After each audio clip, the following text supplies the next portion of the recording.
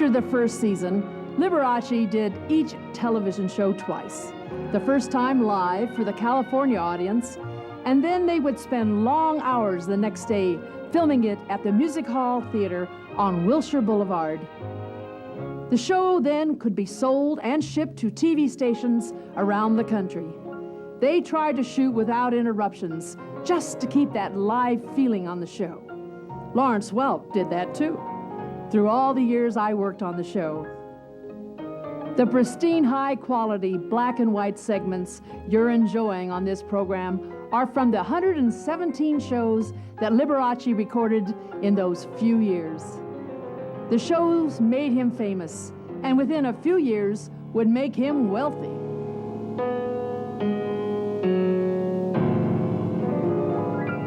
He won 2 Emmys in 1953 for Best Entertainment Program and Most Outstanding Personality.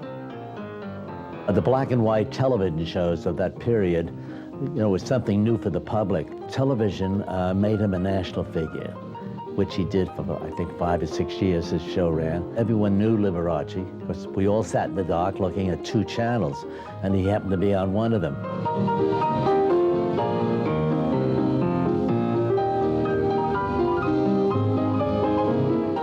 Sitting in the Brown Derby and having lunch. That's the place where they have all those wonderful caricatures of famous people on the wall. And I caught the eyes of Eddie Cantor and Bob Hope and Jack Benny, and I decided that I'd like to dedicate a little number to these famous caricatures, these wonderful comedians.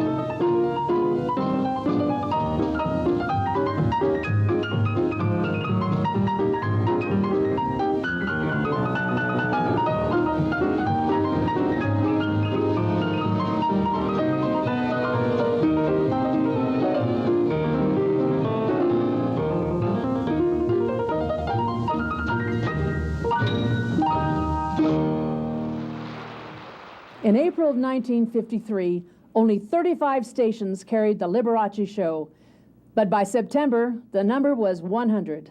A few months later, the number soared to 180. More stations were carrying Liberace than I Love Lucy. By 1954, it was carried by 217 American stations and 20 foreign countries. One New York station played his show 10 times a week.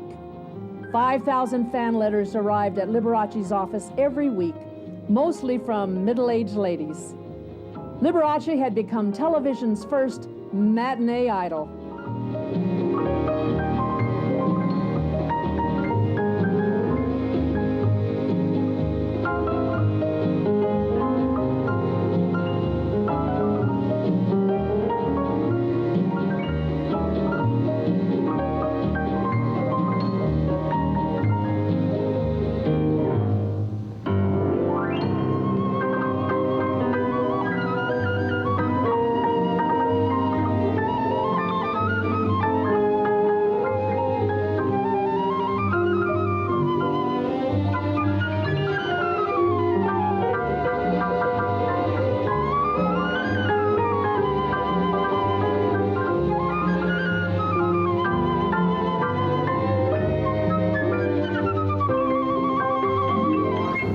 Of course, in our home, we always had music. I can remember even as a child, I used to listen to my mother and father play little folk songs, such as this little Italian folk song called Santa Lucia.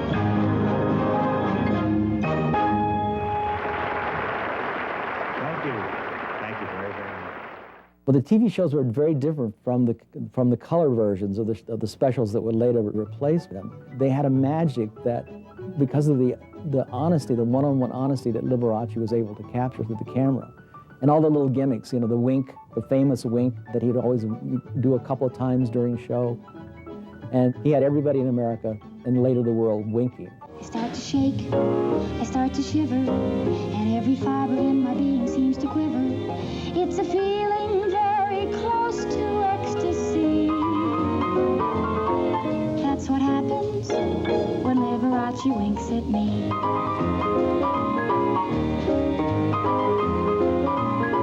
I start to blush, I start to stammer, and my pulse starts a-pounding like a hammer.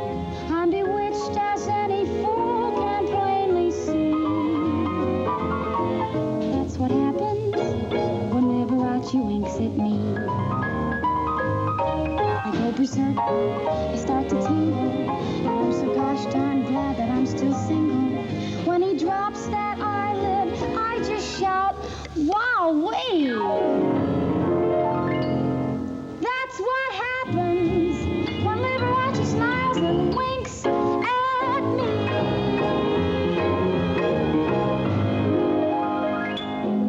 He knew all the gimmicks of how to entertain the public. He was the first one on television to look straight into the camera.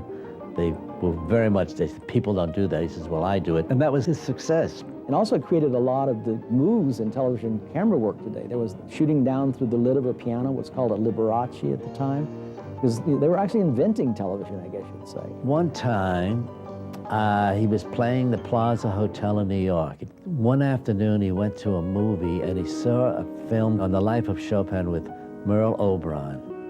And on the piano in the movie was a candelabra. Leaving the theater, he passed an antique shop and he saw this candelabra in the window.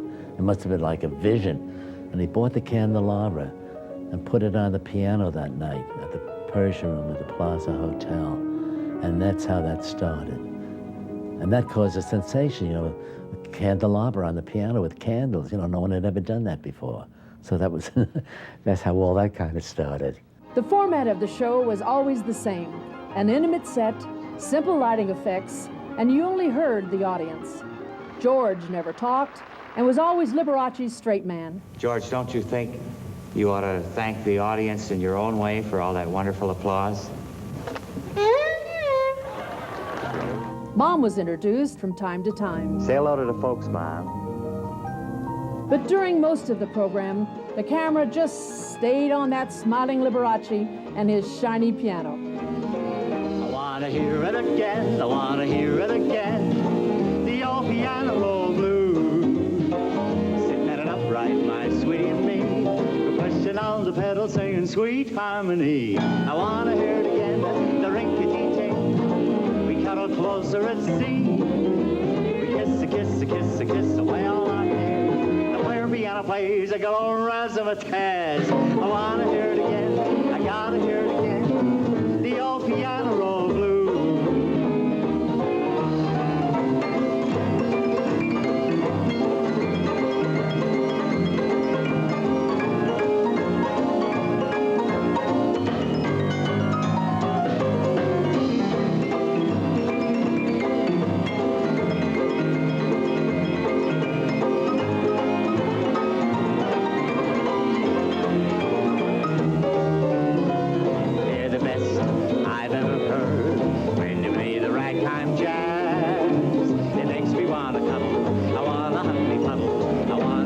Skitty boo and razzmatazz.